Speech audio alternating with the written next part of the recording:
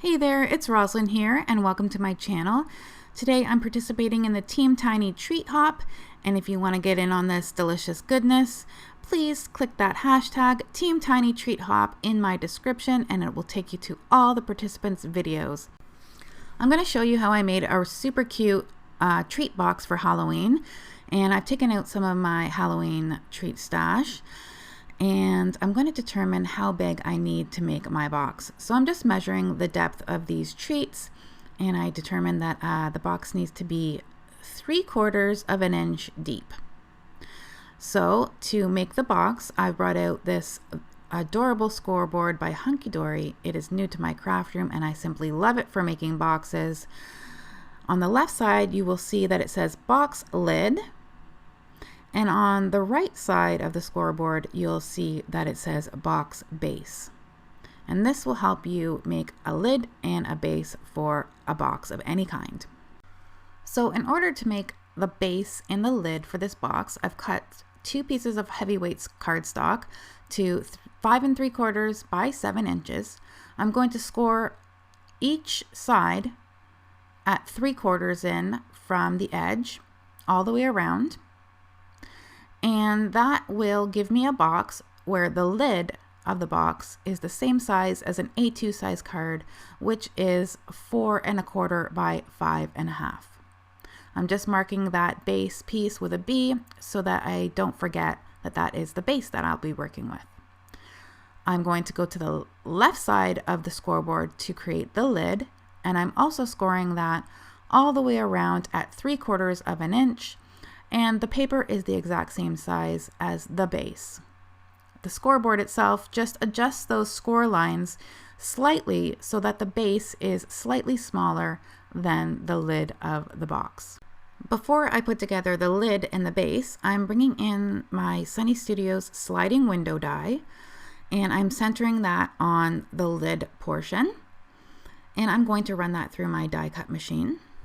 As you can see, it cuts a sliding window, but since I only want just the window portion, I'm going to cut that sliding part off, and I will bring in that sliding window die later on in the video to finish off the box. So I'm going to fold along all the score lines on the base piece and make sure that those are nice and crisp.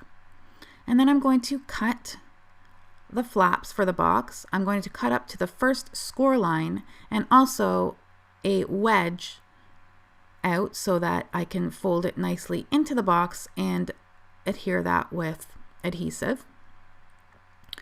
I'm going to do the same with the lid of the box, get those nicely folded, and also cutting to the first score line and making a little wedge there.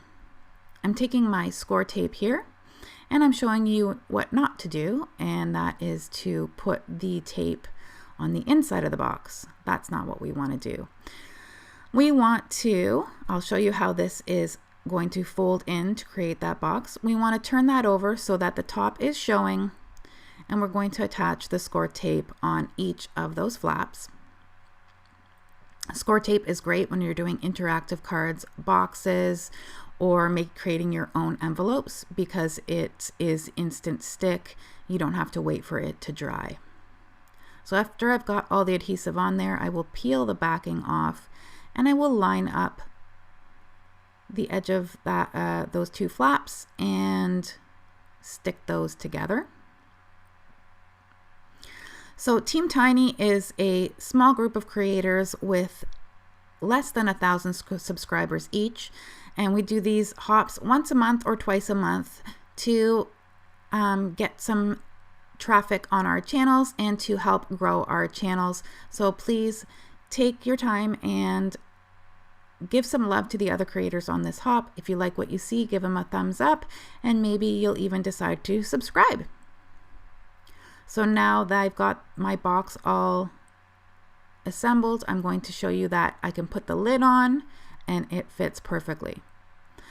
I'm going to add some of the treats in here, and as you can see, they are fitting perfectly into this box, and I'm getting hungry for some Halloween treats.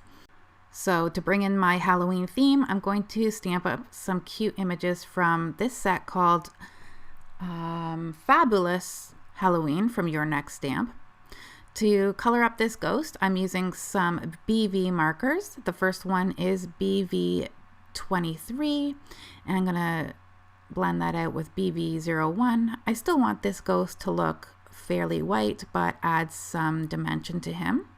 And I'm just blending out those colors with the colorless blender. Now, as you can see, I lost some of that color, some of that definition by blending those out. So I'm just gonna add in a little bit of that BV01 again, just to make it a little bit more noticeable, a little bit more shaded.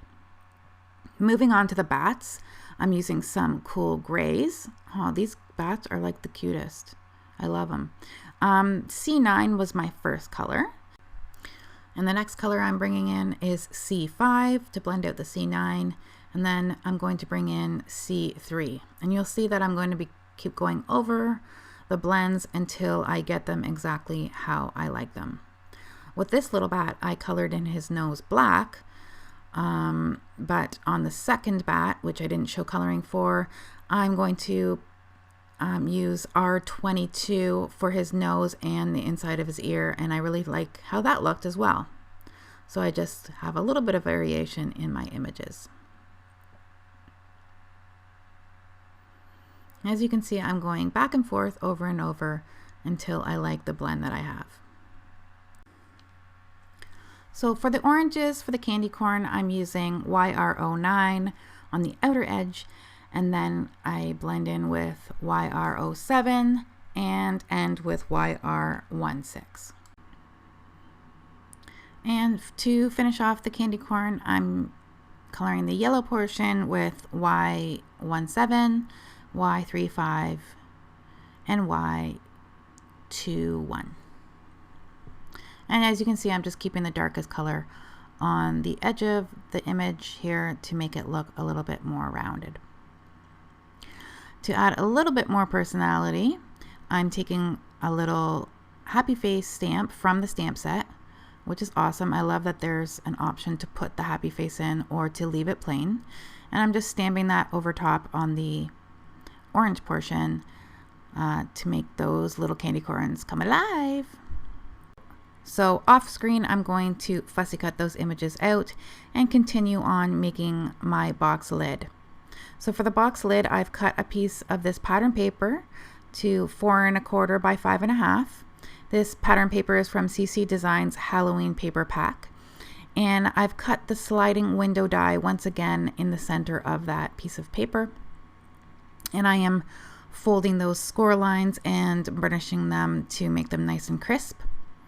And of course, I like to do things twice, so I am going to add this little thumb pull tab that you run through the die cut machine as well. I could have done it at the same time as the first die, but of course, like I said, I like to do things the hard way. So I'm going to prepare this pattern paper with an anti-static powder tool here because I'm going to emboss some sentiments on this panel. I'm going to arrange these cute little candy corn here how I like them, and then I'm going to add the sentiment from the stamp set. It says treats for you, and I'm going to stamp that in VersaFine Clair Nocturne black ink, and this is a pigment ink, so it will stay wet enough for you to emboss with clear embossing powder. So that's what I'm going to do right here. Pour that embossing powder on and get my heat gun heated up to melt that powder. The reason why I am heat setting it is because this paper is a little bit on the satiny side. It's not a matte finish, so to ensure that my sentiment doesn't smudge, that's why I chose to heat set it. And of course, like I said, I like to do things twice. I'm going to add some more sentiments here. It says, this one says boo, and I thought it would be cute if the little candy corn were saying boo. And stamping that in the same ink and just taking a block for the second one and stamping that right there, and also heat embossing those so that they don't smudge. So I really like how that turned out. It says boo, boo, treats for you. Now to finish off this, I'm going to add my images. So I'm going to arrange my 3 little candy corn here, and I'm going to attach those with liquid glue. And I'm just attaching that on the portion that is going to slide up. And I really like how these guys turned out. I think they're so adorable. And afterwards, I'm going to realize that I have no way to attach my ghost and my bats because I wanted to pop those up on little strips of acetate. So I'm just going to try to remove the top portion of these candy corns. And I'm just using my Cricut spatula here, which is one of the originals, and it's really great for getting images up in times like these. And I'm taking these little strips of acetate and I'm arranging my images on here, tucking that acetate under the little candy corn so that the end is hidden, only adding the adhesive where I need it under the candy corn, and then adding a little bit of adhesive on that acetate to attach my ghost, and make sure that your ghost is not sticking to the sliding window. You'll see what I mean in a minute, how these little images will pop up when we slide that window open.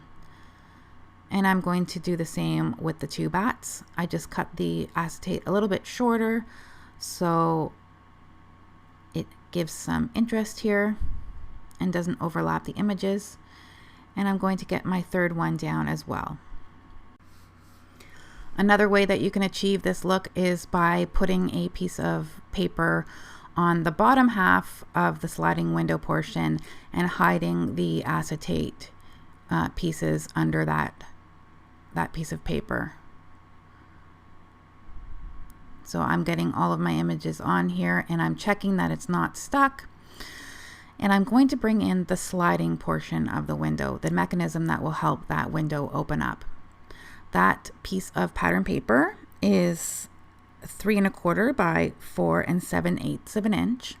And I'm going to attach that onto the sliding window with some score tape, just on the bottom fold of that sliding window piece. So we just line it up on the edge and it has a little bit of overlap on either side. And this is how the recipient will be able to open the box. So to make it easier for the recipient, I'm going to punch a hole here in the thumb tab and I'm going to attach some twine, some lawn fawn twine. And what I did is I folded the lawn fawn twine in half and in half again, and went from front to back through the hole punched hole and pulled the rest of the twine through and cut it so it's not in half anymore. And that works beautifully for the recipient, and then they'll know to pull that up. So bringing in my box again, I've decided to attach the lid of the box to the base of the box, just because we wouldn't want the treats to all fall out when we're handing this out. So I'm just using some liquid glue here. That will give me a little bit of wiggle room that I need in order to get this box lid on. And I'm just going to pinch the sides and make sure that each side is well enough adhered. It's not going to be perfect on the bottom, but it will prevent the box from falling open. To attach the top of the lid, the decoration here and the sliding window, I'm going to take some more score tape all the way along the edges, and then I'll be able to put that on top, and you will see how cute this is when I fill this whole box with treats. So I've just attached that to my box and showing you what it looks like from the side, and oh, magic, there are the treats. So cute. Love how that turned out. I hope you guys have a happy Halloween and a happy hopping along for this Team Tiny treat hop. Take care. Bye-bye.